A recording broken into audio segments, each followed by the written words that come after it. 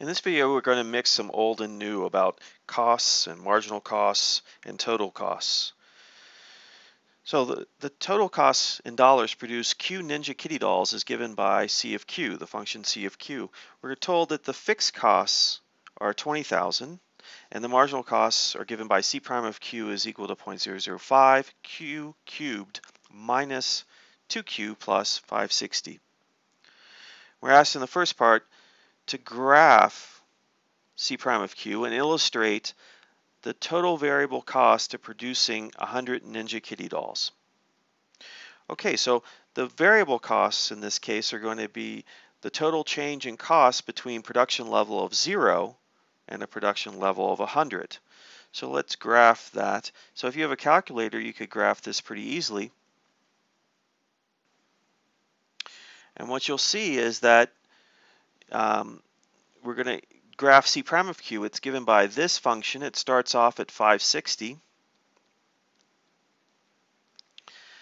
And it's going to look something like this.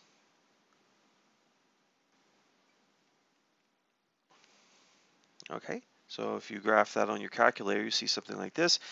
And you're asked to find the total variable costs. Well, the total variable costs, that's the change in cost between 0 and 100 of C prime of Q dq. That's the total change in costs. It's also known as the variable costs. And to illustrate that graphically, what we do is use area. So remember, this curve here is the graph of not C, but C prime. So here's C prime of Q, our graph. So the area under the curve between a 0 is here, and 100 is exactly this variable cost. This is our variable cost. So if I found that area, then I would find the variable costs. So what do I mean by C of 100? Well, C of 100 is the total costs. So that's the initial costs, which are going to be fixed costs of 20,000, plus the variable costs. And those variable costs are going to be 0 to 100 C prime of Q dq. That's the variable costs. So the total cost includes the fixed cost. So C of 100 is going to be not only 20,000, but also the area under this curve. So then I can evaluate that or estimate it using a calculator. So if you want to, take this amount here, plug it into your calculator, and you get your answer. Okay, so that's good enough. So you add these together, you get the answer to B. For C, we're doing something slightly different. Now we're going back to remember, what does marginal costs mean? So our marginal costs are given by C prime of 100. What's the value of this?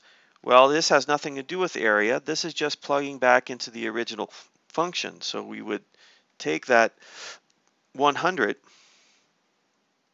C prime of 100 is going to be equal to whatever you get out of calculator by plugging in 0.005 and then plug in 100 cubed, right? And then minus 2 times 100 plus 560. So that would be your value of C prime of Q. And what does this mean in terms of the cost of production? It means the cost of producing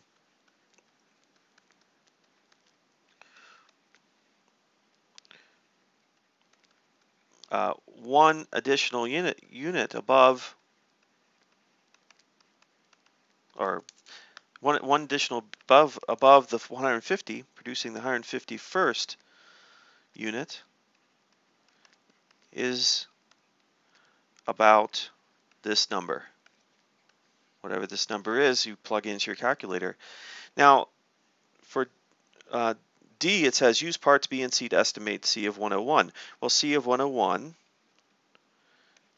is, by the local linear approximation, essentially the same as C of 100 plus C prime of 101 times the difference between 101 and 100, which is 1, So we just have to sum these answers. So we'll take the 20,000 plus the variable cost, which was 100, C prime of Q dQ. So that's what C100 was. Then we have to add in what we got from our answer before, C prime of 100. That's what we got from C. And so altogether, this will give you your answer to D.